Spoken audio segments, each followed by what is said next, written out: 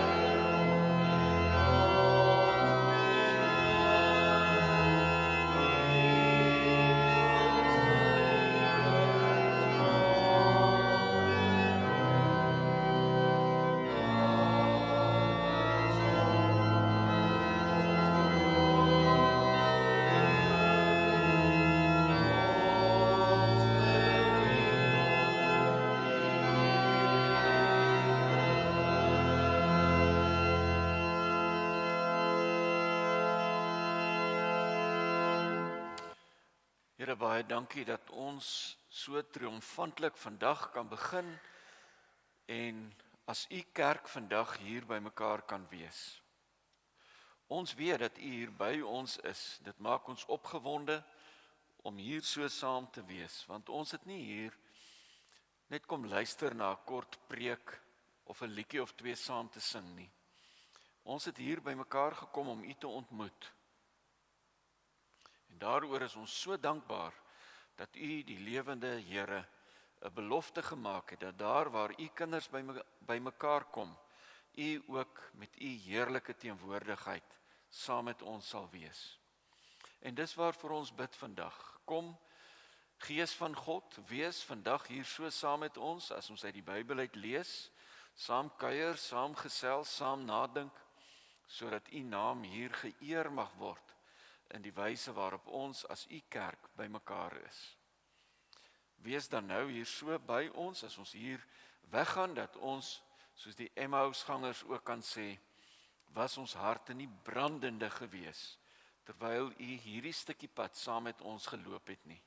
En as ons weggaan, Here, mag ons ook daarvan bewus wees, al is ons nie so by mekaar nie, is U, die Gees van God, nog steeds ook by elkeen van ons. Rig ons, bestuur ons, kom herbedraad ons kop, gedagtes en ons gedrag, sodat ons lewende getuies kan wees van U, die lewende Here. Ons bid so in Jesus se naam. Amen. Kom ons sing nou met mekaar saam en ons kan maar opstaan as ons dit sing, die ou bekende Psalm 66 vers 1 en 4. Psalm 66 vers 1 en 4, hartlik saam.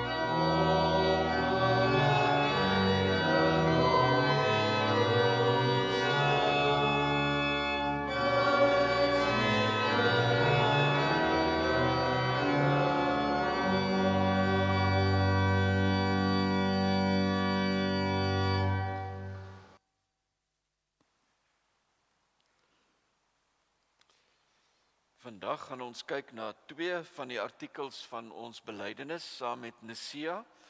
Ons kyk na die belydenis dat ons glo aan een heilige algemene kerk, gegrond op die leer van die apostels, en ons bely een doop tot vergifnis van sondes. Kom ons lees daarvoor saam uit Efesiërs hoofstuk 4, vers 1 tot 6. Efesiërs 4, vers 1 tot 6. Ek druk julle dit op die hart, ek wat 'n gevangene is, omdat ek die Here dien. Laat julle lewens wandel in ooreenstemming wees met die roeping wat julle van God ontvang het. Wees altyd beskeie, vriendelikheid en geduldig, verdra mekaar in liefde. Lê julle daarop toe om die eenheid wat die Gees tussen julle gesmee het te handhaaf, deur in vrede met mekaar te lewe. Daar's net een liggaam, net een Gees, soos daar net een hoop is waartoe God julle geroep het. Daar's net een Here, een geloof, een doop, een God en Vader van almal. Hy wat oor almal is, deur almal werk en in almal woon. Ek herhaal graag weer vir u, ons het gelees Efesiërs 4 vers 1 tot 6. dat hy daar sê in vers 2, verdra mekaar in liefde. Lê julle daarop toe om die eenheid wat die Gees tussen julle gesmee het te handhaaf, deur in vrede met mekaar te lewe. En dan die herhalende vers 4, 5 en 6, die 1, en veral dan ook, daar is net een doop tot vergifnis van sondes. Ons beleef tans in die wêreld stormagtige tye. Daar is al hoe meer oorloë en gerugte van oorloë. Mense trek saam, mense wat saam dieselfde dinge bedink en hulle wil net kyk na hulle self en hulle eie belange en mense wat soos hulle dink, soos hulle fokus, soos hulle lyk, soos hulle is. En die grootste verkoper van hierdie teorie is natuurlik Donald Trump, net myne, dit wat ek belangrik ag. En dit is reg deur Europa al hoe meer, ek hoor nou maar die politieke onderskeiding, al hoe meer regse groeperinge wat net wil kyk na hulle self, hulle eie belange. En dis reg deur die wêreld, tot in die ooste, in Afrika, in ons eie land ook. Partye wat sommer hier uit die nuutheid opstaan en dan sê, maar ons gaan net na onsself kyk en nie die wêreld rondom ons nie. In die kerk gebeur dit natuurlik ook. Stormagtige tye in die kerk, want mense wil net saamwerk met mense wat net saam met hulle stem ook. Hulle wil gehoor word, hulle wil hulle standpunt moet aanvaar word deur almal. En as daar 'n synode is, 'n kerk is, 'n vergadering is, 'n groep is, wat nie saamstem met presies wat ek sê nie, dan wil ek sommer loop. Dan wil ek nie meer saamwerk nie. By Nicea was daar verskeidenheid van groeperinge. Dink nie ons kan toe al praat van denominasies soos wat ons dit nou het nie, maar verskeie rigtings en strominge binne in die kerk. En hulle het almal saamgekom en hulle het saam gesê, maar nou moet ons besluit wat is reg en wat is verkeerd. En dit wat hulle saamgebring het, bymekaar gebring het, was hierdie een belydenis, dat daar net een God is, dat Jesus Christus ons verlosser is, en die Heilige Gees in ons almal werk. Met die uitsondering dan van die ortodokse kerke, wat iets bietjie anders bely rondom die Gees, dat die Gees net van die Vader uitgaan en nie die Seun ook nie, word reg deur die wêreld hierdie belydenis van Nicea tot vandag toe nog bely.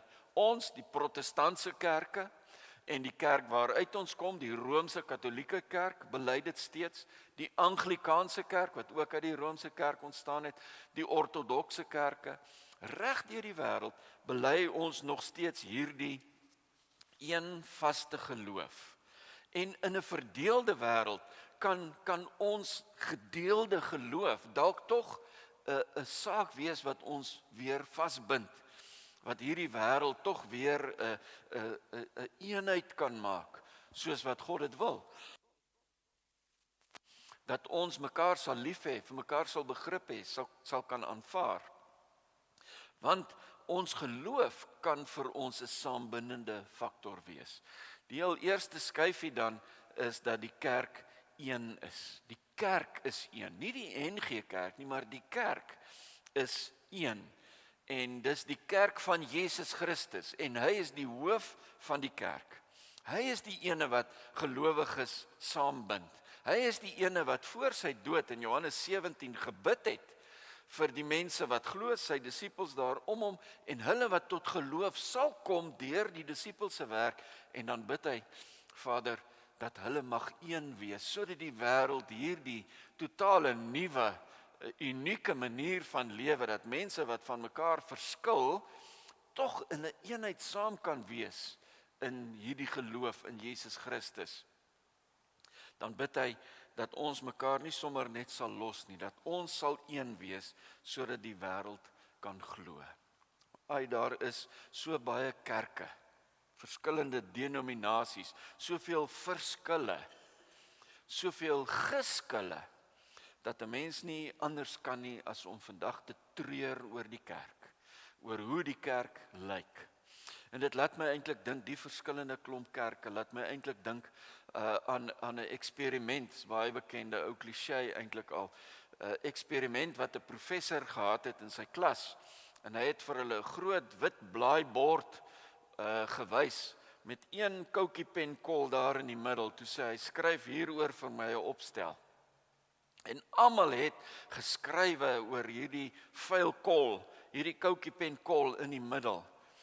En ek dink die storie loop dat net een gesê het oor, kyk hierdie mooi groot bladsy, soveel potensiaal, daar's wel hierdie kol, maar daar's soveel potensiaal hierin. En dis vir my eintlik 'n illustrasie wat moet gebeur in die kerk ook. Daar is verskille, daar's geskille, maar daar's soveel waaroor ons saamstem met mekaar. Daar's soveel waaroor ons kan saamwerk met mekaar. Daar's soveel uitdagings in die wêreld. Stikkend en seer, hartseer, waar die kerk 'n verskil moet gaan maak. Maar ons kom nie daarby uit nie, want ons sit oor hierdie een kol, of dalk twee kolle. En dalk is dit nie 'n klein kolletjie nie, dalk is dit 'n groot kol. Maar ons kyk so na hierdie kol, dat ons nie uitkom by die wit, die potensiaal, dit wat nog oor was, waaroor ons kan saamgewerk het nie. Kan ons nie liewer soek na die saambindende faktore en saam met mekaar op pad wees nie? Om so te kan bely dat die kerk een is, beteken dat dit groot uitdagings aan ons stel oor diversiteit. Dit stel 'n groot uitdaging aan ons oor hoe hanteer ons verskille met mekaar binne die gemeente en ook natuurlik in die ring, in die gemeenskap waarin ons is, binne die hele kerklike opset. In diversiteit het ons mekaar nodig. Ek onthou 'n ou professor, wel hy was nie toe oud nie, 'n professor van Unisa, Henny Pieters, wat 'n boek geskrywe het en in sy, ek dink daaroor geskrywe nie, maar hy het geskrywe oor Efesiërs, oor hierdie teks, 'n kommentaar gelewer. En toe skryf hy in die boek, en daarom in Suid-Afrika het die NG Kerk die AGS nodig en die AGS die NG Kerk nodig. Want die NG Kerk het baie, dis nou sy woorde, bietjie los aangehaal, nee, want die NG Kerk het vreeslik baie mooi geformuleerde kopkennis en teologie. En die AGS het vreeslike mooi emosionele praktyke en aanbiddingspraktyke. Hulle het baie meer nodig van dit wat die NG Kerk het, en die NG Kerk het baie meer nodig van dit wat die AGS het. Dit was in die 80's toe hy dit geskryf het.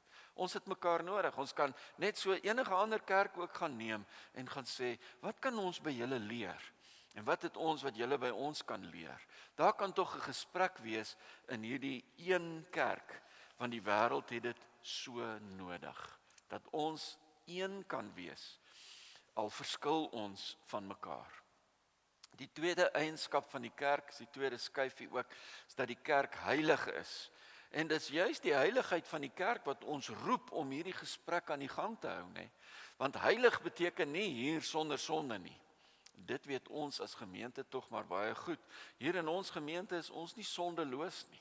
Hier ontdek ons maar baie keer mekaar se sondes, maar saam met dit ontdek ons ook dat ons as gemeente dalk ook baie keer tekortskiet, nee. Ons is nie sonder sonde nie. Heilig beteken in hierdie geval dat ons spesiaal is, eenkant gesit is. Weet jy van in julle huis waar julle groot geword het nie, maar ons kleintyd mag nie sekere koppies gebruik het nie. Dit was, en ons het gesê ook, jy moet tog nie ma se heilige koppies gebruik nie, want heilig was as die dominee dalk kom kuier, of as familie dalk kom kuier. Dit was nie kerkkoppies nie, dit was net spesiale koppies. En dis waarom dit ook so is, die kerk is nie sondeloos nie, die kerk is net baie spesiaal, dis hier vir God se gebruik. En daarom, wat maak ons spesiaal? Wat ons spesiaal maak, is dat ons die mense is, wat weet en bely en glo, dat ons skoon gewas is, deur die bloed van Jesus Christus. En daarom dan, wil ons dan ook spesiaal luister na die Gees, waar wil hy ons gebruik in die wêreld? En as 'n teken daarvan dat ons baie spesiaal is, het die Here vir ons die doop gegee, as 'n teken wat van God afkom, dat hy ons spesiaal gemaak het. Dat die heilige teken, ons noem dit dan van die Latyns af, 'n sakrament. Maar nou het ons van hierdie heilige teken, dat die Here sê, julle is vir my baie spesiaal. Ek doop jou in die naam van die Vader, die Seun en die Heilige Gees. Nou het ons daarvan ook weer 'n strydpunt gemaak. Daaroor beklei ons nou ook weer. Hoeveel water moet ek gebruik? Hoe oud moet ek wees? Op watter punt van my verhouding met die Here moet ek dan nou hierdie teken ontvang?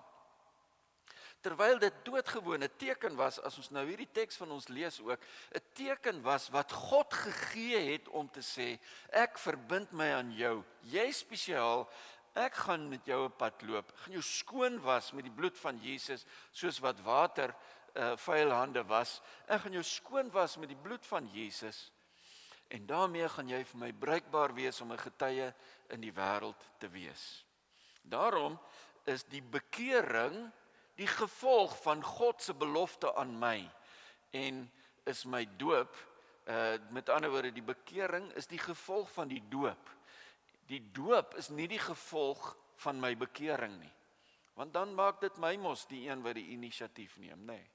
So God het homself aan my verbind, sodat ek dan een van sy kinders mag wees. Hy verbind hom aan my, sê die Bybel, selfs nog voor ek gebore is. Daarom mag ek die teken van sy verbintenis aan my ontvang, ook wanneer ek klein is. Wanneer ek tot bekering kom, ontdek ek, God was toe al die tyd nog steeds met my op pad. En nou kan ek die beloftes wat God aan my gemaak het in my doop, kan ek uitleef met beloftes wat ek ook nou aan hom maak. Die kerk is daardie mense wat bely dat God met hulle en met die wêreld op pad is, en die doop is net 'n teken daarvan dat ek ingesluit word in hierdie triomfantelike optog van die koning Jesus Christus, terwyl hy hierdie wêreld aan hom onderdanig maak. In die derde plek, die vierde skyfie, is dan dat die kerk universeel is. As jy 'n ouer vertaling van die belydenis van Nisea kry, dan skrik mense as ons daar sê dat ons glo in een heilige katholieke kerk. Maar dan dink ons, maar ons is tog nie rooms nie, nee. Maar die woordjie katholiek beteken doodgewoon net algemeen, universeel, wêreldwyd, omvattend. Dit bevestig met ander woorde weer eens die eenheid daarvan. As ek hier in Sasolburg staan en ek sê ek is deel van die kerk, dan kan ek net so ook gaan staan in Timbuktu in 'n kerk en sê, ek is deel van die kerk. Ek is universeel deel van hierdie kerk. En met ander woorde gaan dit weer eens hier oor die eenheid wat daar is, selfs al is daar 'n verskeidenheid. Hierdie belydenis roep ons om mekaar lief te hê. Paulus sê eintlik baie mooi, julle moet tog geduldig wees met mekaar, nie waar nie, nê? Kry nou nie so verdra mekaar in liefde, nê? So dit gaan daaroor, dit is 'n universele kerk en daarmee moet ons mekaar verdra, selfs al verskil ons vir mekaar. Ons word opgeroep om eerder die ooreenkomste te soek as na die verskille te kyk. Dit gaan oor God se eer en nooit oor my nie. Ek woon 'n vergadering by waar sover ek van bewus is, almal om die tafel glo in Jesus Christus se maagdelike geboorte. Maar daar's 'n man wat so ernstig hieroor voel, hy breek amper sy vingers soos wat hy sê. Hieroor voel ek ernstig die maagdelike geboorte van Jesus. Hy breek amper sy vinger terwyl hy dit sê en hy sê daarmee is ek klaar met julle en met die kerk. So 'n deel van hierdie belydenis is vir hom so belangrik dat hy 'n streep sal trek deur 'n ander deel daarvan. Ons kan van mekaar verskil, maar ons moet met mekaar bly praat oor verskille en vier die ooreenkomste. Dat ons eerder vir mekaar sal sê, hieroor verskil ek gaan nie jou hand los nie, gaan saam met jou loop. Hieroor verskil ons, maar daaroor stem ons saam en daarom kan ons tog nog met mekaar aan die praat bly. Die volgende belydenis oor die kerk is dat dit gebou is op die woord. Weereens as jy 'n ou vertaling kry, dan sal dit daar staan, ons glo aan een heilige, katholieke, apostoliese kerk. Dis verwarrend. Ons is tog nou nie apostolies nie, nê? Maar nou het hulle dit so vertaal om te sê, ons glo aan 'n heilige, algemene kerk, gebou op die leer van die apostels, want dis wat apostolies dan nou beteken. Gebou op die leer van die apostels. Vir ons 1700 jaar later na hierdie teks beteken gebou op die leer van die apostels, beteken gewoon net ons glo dat die kerk gebou is op die woord van God. Gebou is op die werk wat die apostels gedoen het na Jesus se hemelvaart. En van geslag tot geslag is dit oorgelewer tot by ons vandag ook. As ons dan dink aan die kerk as 'n gebou, dan sê Efesiërs 2 vers 20, dan is die gebou, is die kerk en die fondament is die apostels se werk. So dis die groot uitdaging, dat ons so met die Bybel besig sal wees, in 1700 jaar na hierdie sinodesitting, dat ons nog steeds sal toelaat dat die Bybel vir ons sê wat God vir ons sê. Die uitdaging is baie groot om die Bybel te laat sê wat ek wil hoor, wat ek wil sê vir die wêreld. Ons moet baie mooi gaan kyk na die Bybel en hoe ons dit uitlê in 2025 op so 'n manier dat die boodskap wat God gehad het vir die mense vir wie Paulus die brief geskryf het, vir wie Petrus die brief geskryf het, toe die teks opgeteken is in Jesaja se tyd of Jeremia se tyd. Wat was die boodskap daarvan gewees en hoe kan ek daardie boodskap, die kern daarvan, vandag nog steeds in 2025 toepas op so 'n manier dat God geëer word wanneer ek die Bybel op my skoot oop het. Die wêreld het baie meer as ooit tevore nodig dat ons hierdie belydenis wat ons so maklik sê op 'n Sondag, dat die kerk een is, heilig is, algemeen is, gebou is op die fondament wat die apostels gelê het, die Bybel. Want alleen as ons dit kan doen, kan die kerk nie in 'n stryd, 'n plek van stryd ontaard nie, maar kan die kerk werklik waar in hierdie duistere wêreld 'n lig wees, kan ons suurdeeg wees, kan ons sout wees, soos wat ons geroep is om dit te doen. En daarom moet ons 'n bietjie kyk na onsself, ons eie kerklike praktyke, ons gemeentepraktyke. Ons leef in 'n wêreld met 'n al hoe groter wordende krisis, waar mense net wil kyk na hulle eie koninkrykie, na hulle self en hulle, wat dit ook al is wat hulle wil beskerm, bewaar. Mag die Gees ons in hierdie Pinkstertyd bewus maak van God se koninkryk en die waarde wat die kerk kan hê in hierdie verskriklike tyd waarin ons leef. Die kerk 'n veilige heenkome sal wees. Mag Vier Ankers sy roeping in Sasolburg saam met ander kerke hier, gemeentes in hierdie dorp voluit uitleef.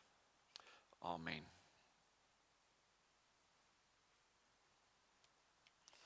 Ek wil nou kansie gee vir gebed. Die mikrofoon is hier, maar u kan maar sonder hom bid. Ek weet dat die mense op YouTube teen hierdie stadium al weet of hulle die gebede kan volg en kan hoor. Indien nie, is dit nou seker 'n goeie tyd om dan maar die TV of die rekenaar af te sit en self te bid.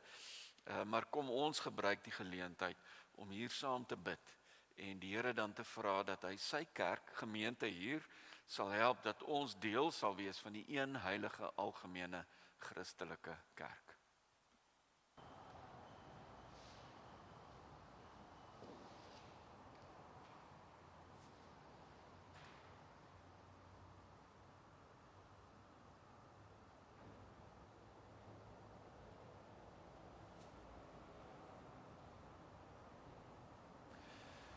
Terwyl jy dan so self bid, kyk maar net vinnig op die bord, daar vra dat die Here om dit wat hy self tot stand gebring het, deur sy Gees in stand sal hou, kerk reg deur die wêreld, maar bid ook vir Vier Ankers, dat die Here ons as 'n geloofsgemeenskap in stormagtige tye sal beskerm.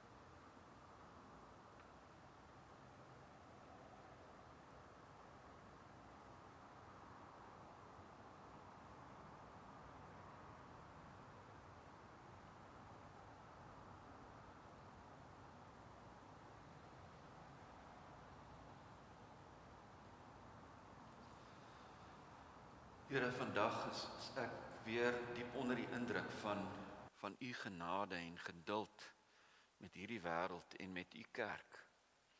Want as ons hoor wat u plan was vir die kerk en kyk na wat ons daarmee maak, dan kan ons maar net verstom staan oor u geduld, genade en liefde met elkeen van ons.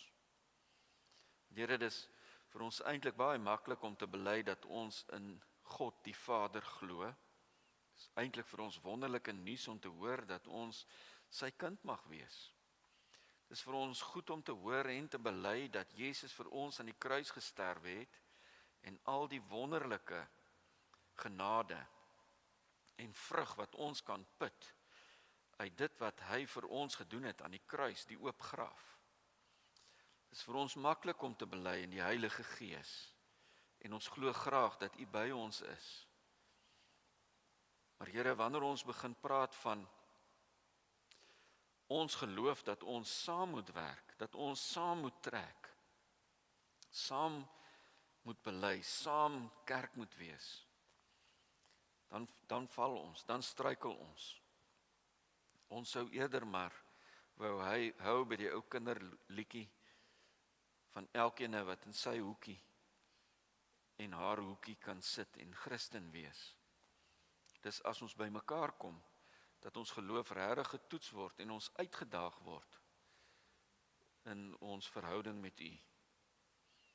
En daarom wil ons dit dan vra, dat u ons asseblief sal help, dat ons met nuwe oë sal kyk na die kerk, na hierdie gemeente, na ook die NG Kerk, maar ook verhoudinge met ander kerke.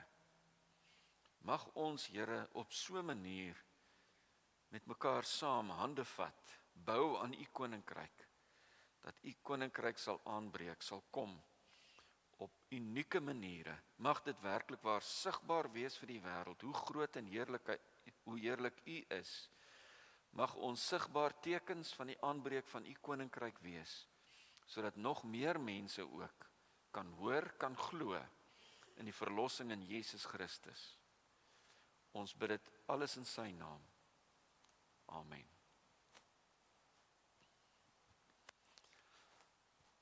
Ek nooi u graag weer vir koffie en tee. Ek dink daar's nog steeds koek oor. So kom asseblief, kom drink saam koffie. En dan as u 'n bydrae wil maak vir Bybelverspreiding, eintlik die Bybelgenootskap, dan kan u dit daar in daai kussie sit op die tafel daar waar ons koffie drink. Kom ons sluit af. Ons sluit dan môre ons reeksie van die belydenis van Nisea af. Ek nooi u, dis nou weliswaar Vrydag, maar kom asseblief en woon dit weer so goed by as vandag ook. So kom ons sluit af met liednommer 478 vers 1 en 2, waar ons bely dat hierdie kerk God se kerk is, dat hy op vaste fondamente sy kerk gebou het en dat ons vasglo dat ons deel is van hierdie kerk van Jesus Christus. 478 vers 1 en 2.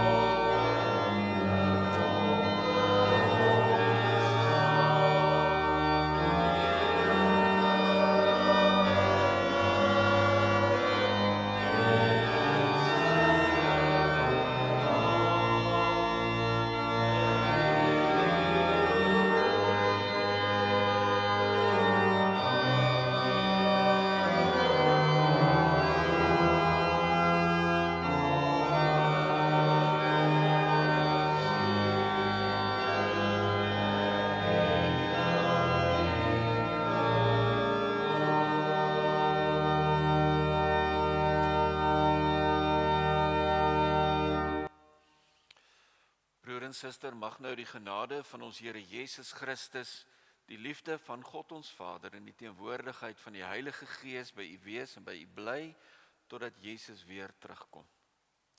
Amen.